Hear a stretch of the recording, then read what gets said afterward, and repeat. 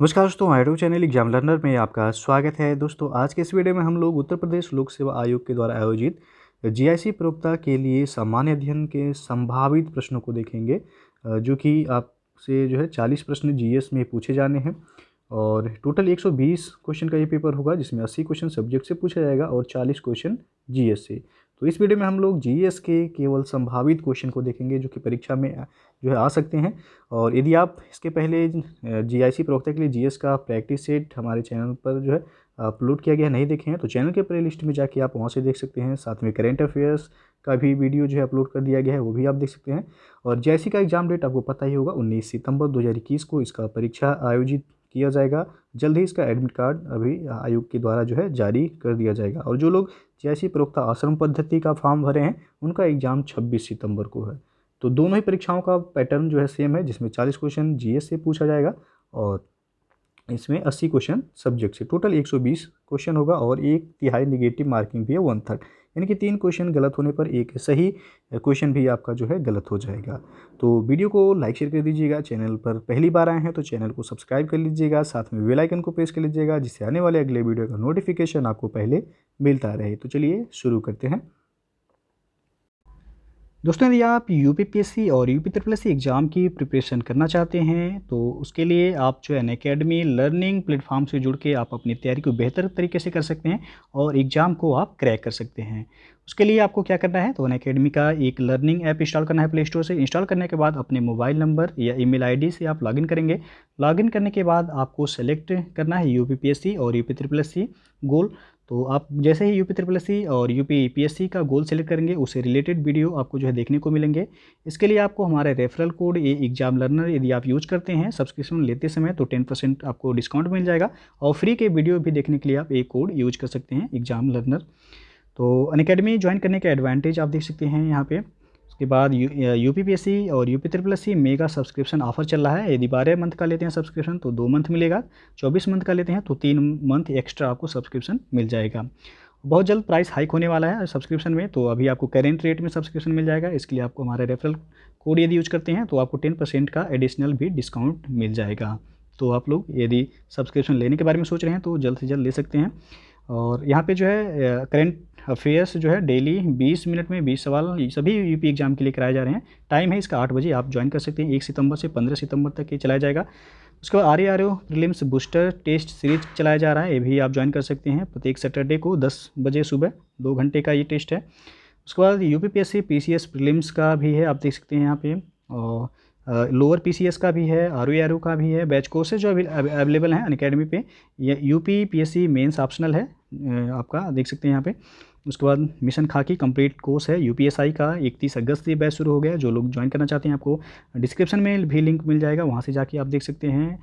फिर आपका ये है आपका यूपीपीएससी 2022 यूपीपीएससी प्रीलिम्स सीसेट का बैच जो है 1 सितंबर से शुरू हो रहा है और 1 सितंबर से आपका लक्ष्य यूपीपीएससी 2022, ये 12 महीने में आपका मेंस और प्री दोनों की जो है कंप्लीट तैयारी कराई जाएगी। बैच जो अवेलेबल हैं अभी आप देख सकते हैं यहाँ पे।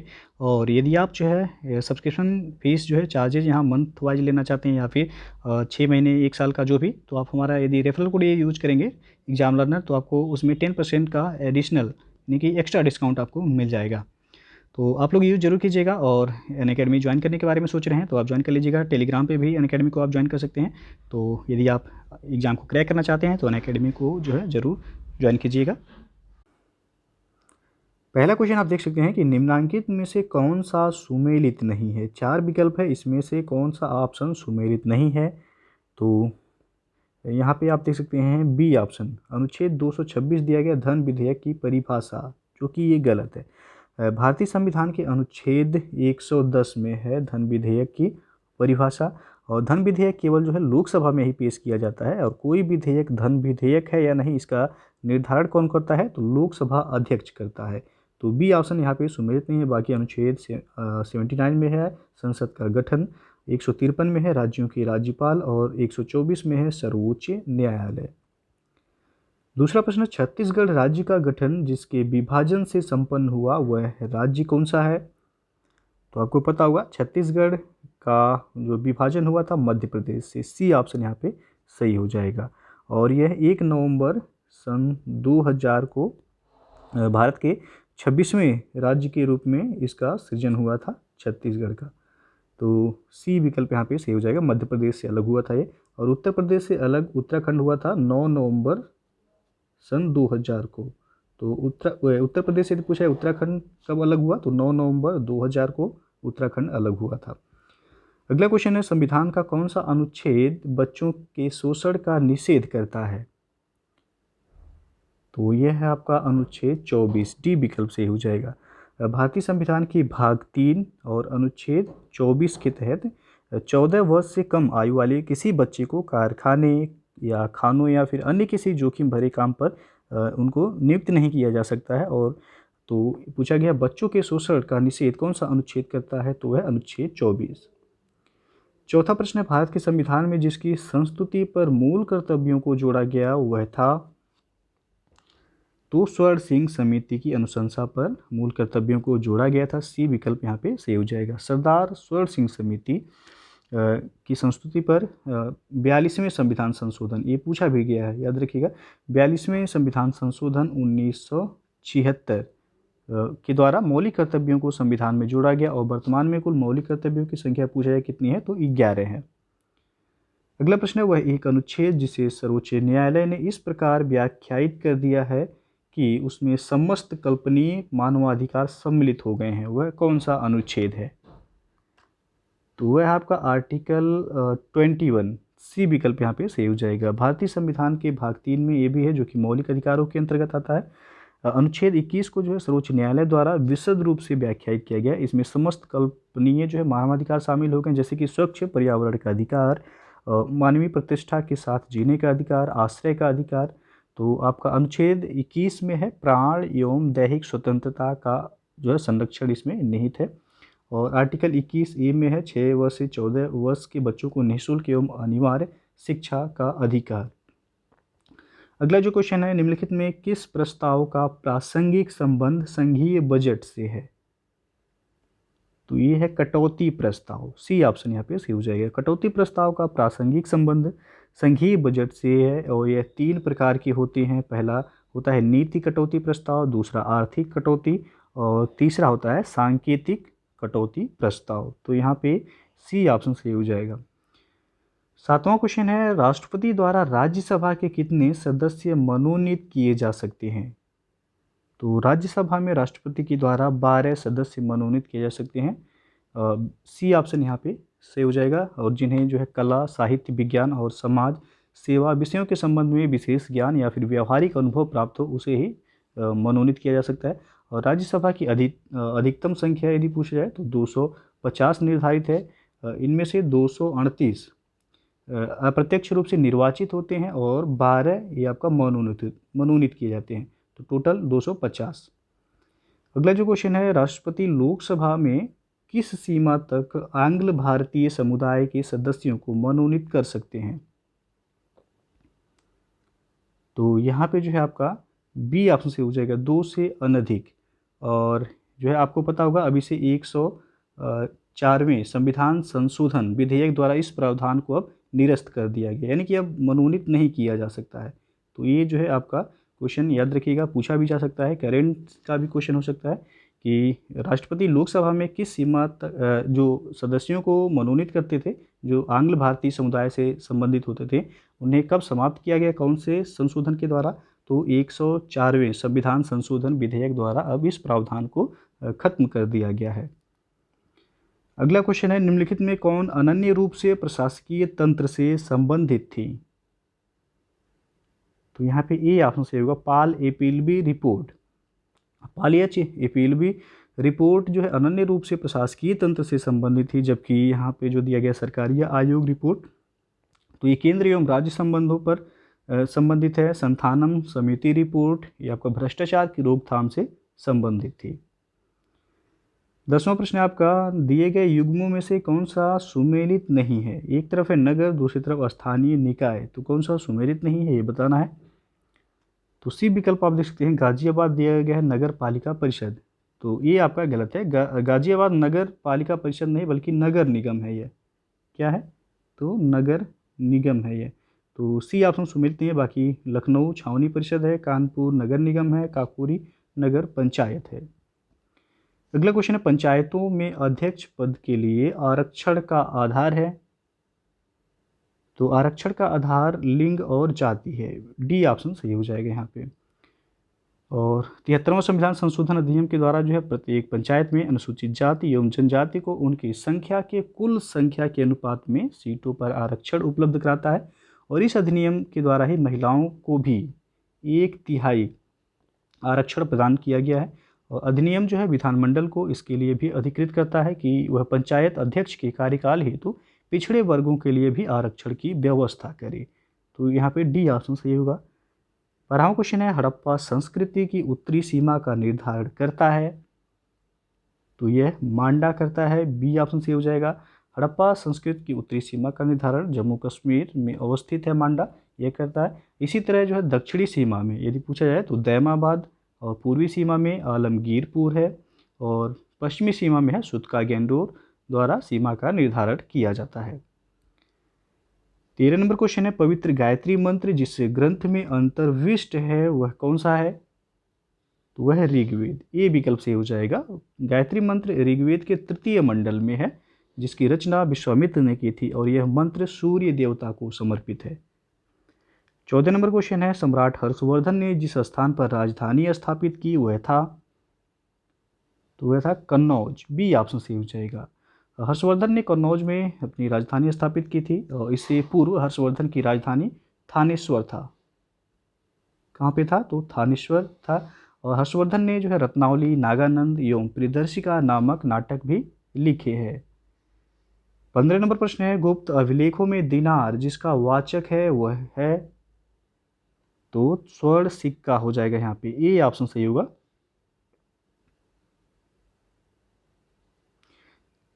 गुप्त अभिलेखों में जो है दिनार का अर्थ हो जाएगा स्वर्ण सिक्का, और वहीं पर जो है रूपक या रूपयक दिया जाए तो वह चांदी यानी कि रजत सिक्के से संबंधित है।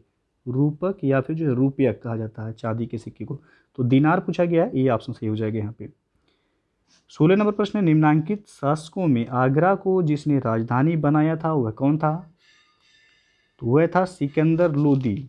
बी विकल्प यहाँ पे सही हो जाएगा। और सिकंदर लोदी ने ही 1504 ईस्वी में आगरा की स्थापना की थी। उसने राजस्थान के शासकों पर अपने अधिकार को सुरक्षित रखने और व्यापारिक मार्गों पर नियंत्रण स्थापित करने को ध्यान में रखते हुए आगरा को राजधानी बनाया था। उसने भूमि की माप करवाई, और इसके लिए गजे सिकंदरी का भी प्रयोग सिकंदर लोदी ने ही किया था। तो बी ऑप्शन सही हो जाएगा। 17 नंबर क्वेश्चन है, जिस व्यक्ति ने कहा था हिनोज दिल्ली दूरस्थ यानी कि अभी दिल्ली दूर है वह कौन थे। तो ये कहा गया था निजामुद्दीन औलिया के द्वारा। बी विकल्प सही हो जाएगा। निजामुद्दीन औलिया ने कहा था हनूज दिल्ली दूर अस्त यानी कि अभी दिल्ली दूर है। औलिया ने यह कथन सुल्तान गयासुद्दीन तुगलक को जवाब देते हुए कहा था, और सुल्तान का औलिया से जो है कुछ मनमुटाव हो गया था इस कारण। अगला जो प्रश्न है अब, निम्नलिखित शासकों में जिसने एक सिख गुरु का सरकलम करवाया था वह कौन था। तो यहाँ पे जो सही होगा आपका डी ऑप्शन, उपयुक्त में से कोई नहीं, क्योंकि औरंगजेब ने जो है सिख गुरु तेग बहादुर का सरकलम करवाया था। इनके बारे में कहा जाता है कि सर दिया किंतु सार नहीं दिया। इनकी याद में ही शीशगंज गुरुद्वारा का निर्माण जो है कराया गया है। तो यहाँ पे ऑप्शन में जो सही होगा डी ऑप्शन, उपयुक्त में से कोई नहीं। और 19वां क्वेश्चन है, निम्नांकित चित्रकारों में जहांगीर ने जिसे नादिर उज जमा की पदवी प्रदान की वह थे। तो वह थे अबुल हसन। ये विकल्प सही होगा यहाँ पे। चित्रकार अबुल हसन को जहांगीर ने नादिर उज जमा की पदवी प्रदान की थी, और उस्ताद मंसूर को नादिर उल अस्र, इनको नादिर उल अस्र की जो है पदवी दी गई थी, और अबुल हसन को नादिर उज जमा की पदवी दी गई थी। तो यहाँ पे ए विकल्प आपका सही हो जाएगा। अगला प्रश्न है, बंगाल को विभाजित करने में लॉर्ड कर्जन का वास्तविक उद्देश्य था। तो वास्तविक उद्देश्य था बंगाल में राष्ट्रीयता से जुड़ी शक्तियों का निर्बलीकरण यानी कि कमजोर करना। बंगाल को विभाजित करने में लॉर्ड कर्जन का वास्तविक उद्देश्य था कि बंगाल में राष्ट्रीयता से जुड़ी शक्तियों का निर्बलीकरण करना, और यह 16 अक्टूबर का प्रभावी हुआ बंगाल विभाजन पूछा जाता है, तो 16 अक्टूबर 1905 को बंगाल का विभाजन किया गया। इसके पश्चात ही बंगाल में स्वदेशी आंदोलन शुरू हो गए थे। और 21वां क्वेश्चन है, 1814 से 17 की अवधि में जिस क्षेत्र के तालुकेदारों ने अंग्रेजी शासन के विरुद्ध विद्रोह किया वह था। तो यहाँ पे आपका ए ऑप्शन सही होगा, अलीगढ़। अलीगढ़ के तालुकेदारों का विद्रोह 1814 से 17 ईस्वी में हुआ था। और मालवा में बुंदेलों का विद्रोह जो हुआ था वह आपका 1842 में हुआ था। तो मालवा में बुंदेल के द्वारा विद्रोह किया गया था और अलीगढ़ में तालुकेदारों ने अंग्रेजी शासन के विरुद्ध विद्रोह किया था। 22वां क्वेश्चन है, खिलाफत आंदोलन के साथ और कौन सा आंदोलन प्रारंभ किया गया था। तो इसके साथ असहयोग आंदोलन प्रारंभ किया गया था। डी विकल्प से हो जाएगा। खिलाफत आंदोलन के साथ ही असहयोग आंदोलन शुरू हुआ था। और खिलाफत आंदोलन ये 1919 में शुरू हुआ था और असहयोग आंदोलन ये आपका 1 अगस्त 1920। असहयोग आंदोलन पूछा जाए तो 1 अगस्त 1920 को यह शुरू हुआ और खिलाफत आंदोलन 1919 में। अगला जो प्रश्न है, सन्यासी विद्रोह भड़कने का स्थल कौन था। तो वह था बंगाल। बी विकल्प से हो जाएगा। यहाँ पे सन्यासी विद्रोह भड़कने का स्थल बंगाल था और इस विद्रोह का वर्णन बंकिम चंद्र चटर्जी ने अपने उपन्यास आनंद मठ में किया है। तो यहाँ पे बी ऑप्शन सही हो जाएगा। एक पूछा भी जाता है आनंद मठ किसकी रचना है, तो यह है बंकिम चंद्र चटर्जी का। अगला क्वेश्चन है, मुंडा बगावत का नेता कौन था। तो इसके नेता थे बिरसा मुंडा। ये विकल्प सही हो जाएगा। और मुंडा विद्रोह ये आपका 1899 से 1900 में हुआ था और इसके नेता बिरसा मुंडा थे। और सीदो कान्हू के द्वारा जो है संथाल विद्रोह किया गया था, जो कि 1856 में यह विद्रोह हुआ था। अगला क्वेश्चन देखते हैं कि निम्नलिखित में वह कौन सा व्यक्ति था जिसने वर्ष 1931 में गुरुवायूर मंदिर में अछूतों के प्रवेश संबंधी प्रयाण का नेतृत्व किया था।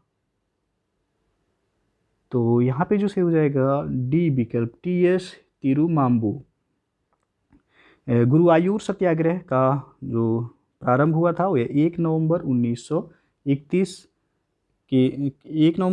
से जो है के केलप्पन द्वारा किया गया था। किसके द्वारा, तो के केलप्पन के द्वारा किया गया था। और इसमें प्रसिद्ध कवि थे टी सुब्रमण्यम तिरुमांबू। इनके द्वारा 16 स्वयंसेवकों के एक जत्थे का नेतृत्व किया गया था। और इस आंदोलन के अन्य नेता ए.के. गोपालन थे, मन्नथ पद्मनाभन थे और एन.पी. दामोदरन थे।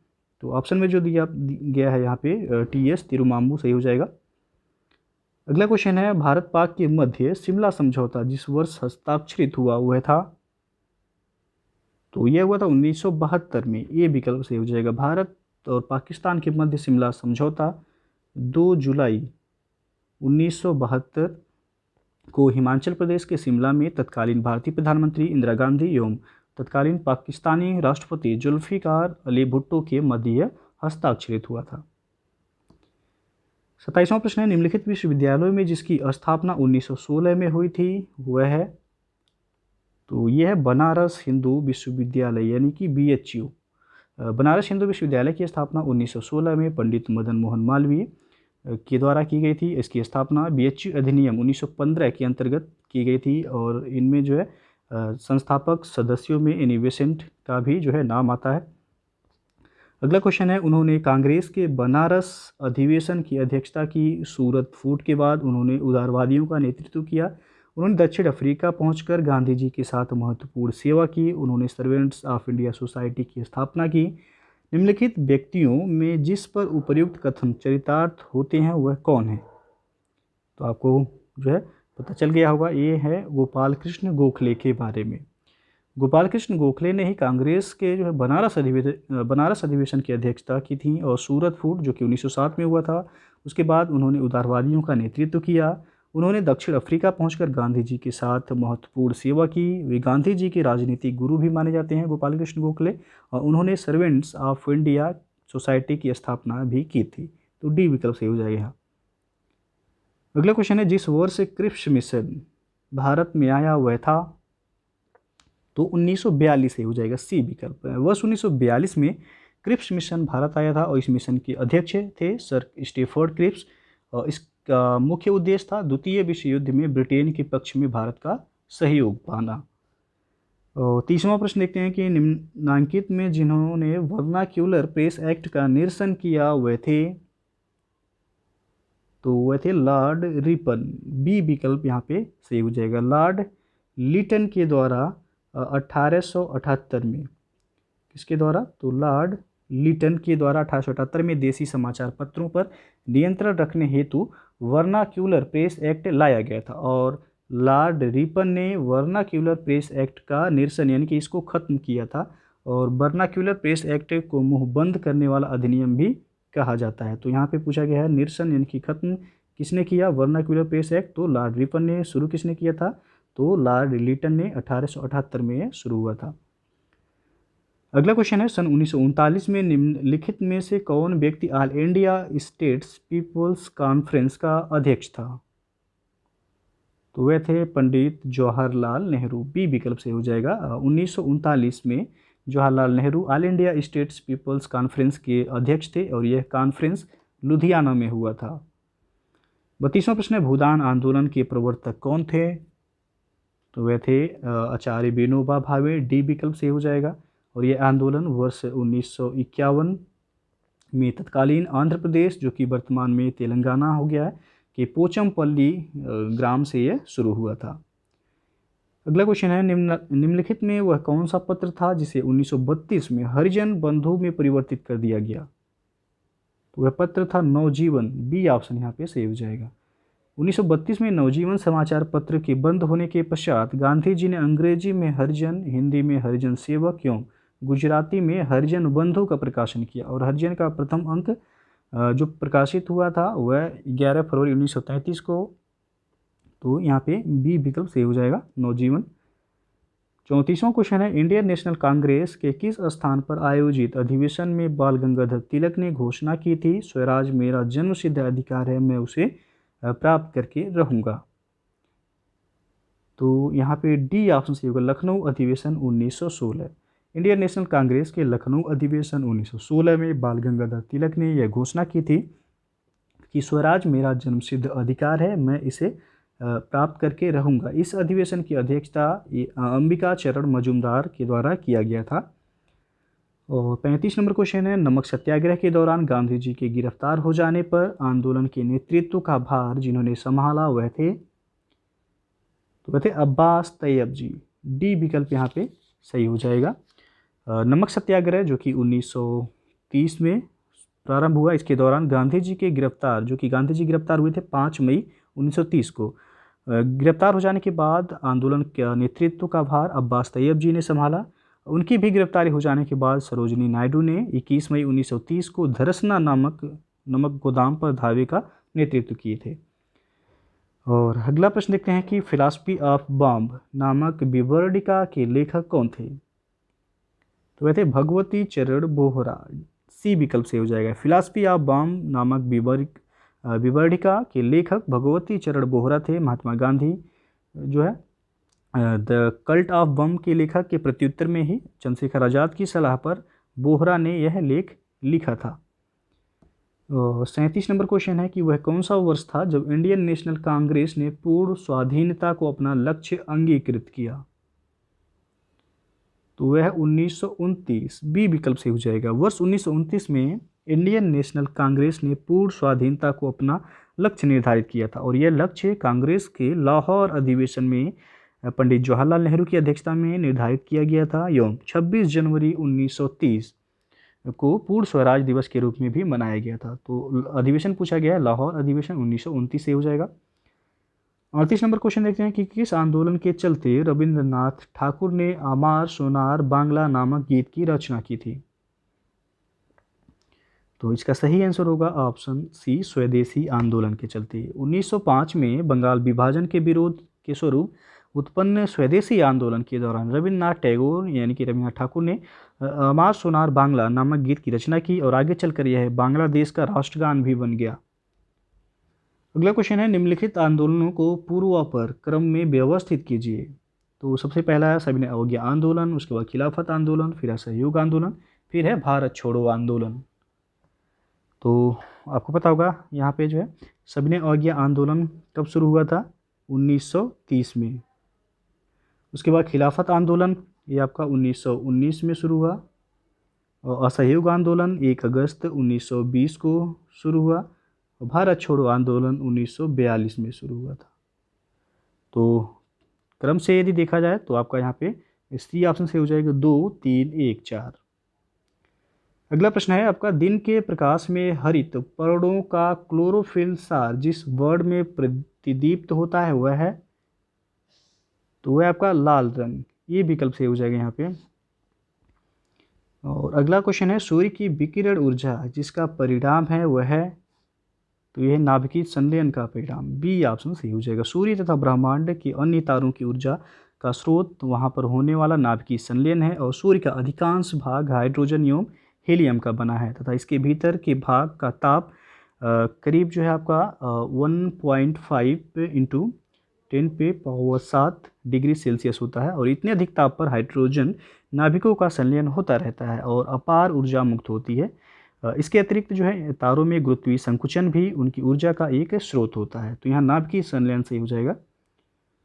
42वां प्रश्न है, दांत कर्बूरित हो जाते हैं जब पेयजल में प्रचुर मात्रा में रहता है, तो फ्लोरीन, ये ऑप्शन सही हो जाएगा। पेयजल में उपस्थित फ्लोराइड आयनों की 1.0 ppm मात्रा वह दंत क्षरण को रोकती है, जबकि इसकी 1.5 ppm मात्रा दांतों के कर्बूरित यानी कि पीलापन होने का कारण होता है। तो ये ऑप्शन सही होगा फ्लोरीन। 43वां क्वेश्चन है, हृदय कब विश्राम करता है, तो हृदय आपका डी ऑप्शन यहाँ जो सही होगा दिया गया, उपयुक्त में से कोई नहीं। वयस्क मनुष्य में हृदय सामान्यतः देखा जाए तो 72 से 75 बार प्रति मिनट ये धड़कता है। और हृदय दो धड़कनों के बीच आराम करता है। दो संकुचनों के बीच का काल विश्राम अथवा शिथिलता काल कहलाता है। तो हृदय पूछा है कब विश्राम करता है, तो यदि ऑप्शन में रहता है दो धड़कनों के बीच तब से होता, लेकिन ऑप्शन में है नहीं, तो इसलिए डी ऑप्शन से हो जाएगा, उपयुक्त में से कोई नहीं। अगला क्वेश्चन है, वह कौन सा मानव अंग है जिसके रोगग्रस्त हो जाने पर डायलिसिस की आवश्यकता पड़ती है, तो वह है वृक्क। यहाँ पे बी ऑप्शन से हो जाएगा। जब वृक्क रोगग्रस्त या किन्हीं कारणोंवश जो है क्षतिग्रस्त हो जाता है और रुधिर को साफ नहीं कर पाता है, तो ऐसी स्थिति में ब्लड को साफ करने के लिए डायलिसिस की आवश्यकता होती है। और डायलिसिस की प्रक्रिया में अपोहक यानी कि डायलाइजर का प्रयोग किया जाता है, जो कि कृत्रिम वृक्क यानी कि आर्टिफिशियल किडनी के रूप में कार्य करता है। तो यहाँ पे बी ऑप्शन से हो जाएगा वृक्क यानी कि किडनी। अगला क्वेश्चन है, यहाँ पे मिलान करना है, एक तरफ अणु दिया गया है, दूसरी तरफ तत्व दिया गया है। तो विटामिन B12 तो हो जाएगा आपका कोबाल्ट यानी का दूसरा, हीमोग्लोबिन हो जाएगा आयरन, तो बी का हो जाएगा यहाँ पे चौथा। उसके बाद क्लोरोफिल, ये आपका हो जाएगा मैग्नीशियम। और चाल्कोपाइराइट में क्या पाया जाता है, तो इसमें हो जाएगा कॉपर। डी का हो जाएगा तीसरा, सी का हो जाएगा पहला और डी का तीसरा। 2, 4, 1, 3, 2, 4, 1, 3 आप देख सकते हैं, पहला ही विकल्प यहाँ सही हो जाएगा। 46वां क्वेश्चन है, विकिरण चिकित्सा में कोबाल्ट 60 को इसके लिए प्रयुक्त किया जाता है क्योंकि इसके विशिष्ट गुण के कारण उत्सर्जित होती है, तो गामा किरणें उत्सर्जित होती हैं। डी ऑप्शन से हो जाएगा। कोबाल्ट 60 कोबाल्ट का सिंथेटिक रेडियोधर्मी आइसोटोप है। कोबाल्ट पर न्यूट्रॉनों की बमबारी के फलस्वरूप गामा किरणें उत्सर्जित होती हैं। यही कारण है कि यह विकिरण चिकित्सा में प्रयुक्त होता है। इसका उपयोग कैंसर के इलाज में किया जाता है। 47वां क्वेश्चन है, निम्न प्रकार के वृक्षों में सामाजिक वानिकी हेतु किसके रोपण को प्रोत्साहित किया जाता है, तो यह है बहुउपयोगी। डी ऑप्शन से हो जाएगा। सामाजिक वानिकी हेतु बहुउपयोगी वृक्षों के रोपण को प्रोत्साहित किया जाता है। और 48वां क्वेश्चन है, निम्नलिखित में मीन कौन सी है, तो मीन इसमें आपका फ्लाइंग फिश होगा, बी ऑप्शन। फ्लाइंग फिश हो गया, कैट फिश हो गया, pipe fish, pedal fish, gold fish, ये सभी वास्तविक मीन यानी कि वास्तविक मछली हैं, जबकि crayfish, silverfish, cuttlefish और उसमें आपका जेली फिश भी आता है, ये जो है आपका वास्तविक मीन नहीं है यानी कि मछली नहीं है। अगला जो क्वेश्चन है, निम्नलिखित में से कौन सा पक्षी 300 किलोमीटर प्रति घंटा की रफ्तार से हवा में गोता लगा सकता है, तो यह है पेरेग्रीन फाल्कन। डी ऑप्शन सही हो जाएगा यहाँ पे। इसको फाल्को पेरेग्रिन्स भी कहते हैं। ये पक्षी जो है 300 किलोमीटर प्रति घंटा की रफ्तार से हवा में गोता लगा सकता है। और अंतिम क्वेश्चन है, निम्नलिखित में कौन सा युग्म सुमेलित नहीं है? तो यहाँ पे आप देख सकते हैं सी ऑप्शन, खासी जनजाति दिया गया सिक्किम। तो खासी जनजाति सिक्किम में नहीं बल्कि कहाँ पाए जाते हैं? मेघालय में। गारो, खासी, जैंतिया, इन्हीं के नाम पे पहाड़ी भी है और जनजातियाँ भी ये मेघालय की हैं। तो खासी कहाँ की है? मेघालय की। ये सी ऑप्शन सुमेलित नहीं है। बाकी भील जनजाति राजस्थान में पाई जाती हैं, संथाल झारखंड में और टोडा जनजाति तमिलनाडु में पाई जाती हैं। तो ये था आपका जो है जीआईसी प्रवक्ता के लिए जीएस के संभावित क्वेश्चन जो कि आपकी परीक्षा में जो है पूछे जा सकते हैं। तो वीडियो यदि अच्छा लगा हो तो लाइक शेयर कर दीजिएगा। चैनल को सब्सक्राइब नहीं किए हैं तो चैनल को सब्सक्राइब कर लीजिएगा, साथ में बेल आइकन को प्रेस कर लीजिएगा जिससे आने वाले अगले वीडियो का नोटिफिकेशन आपको पहले मिलता रहे। तो वीडियो को पूरा देखने के लिए बहुत बहुत धन्यवाद।